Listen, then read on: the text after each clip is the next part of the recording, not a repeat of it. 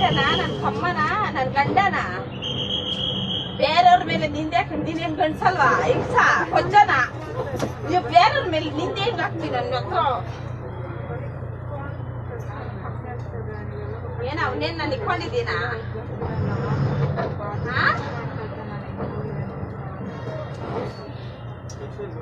ಇಟ್ಕೊಂಡ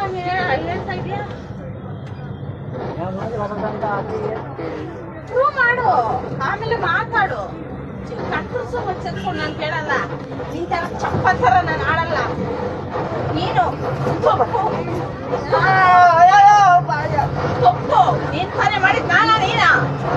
ನೀನ್ ಬೇರೆ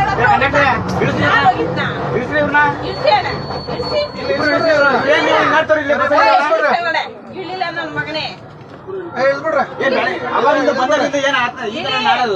ಇಳಿಲ್ಲ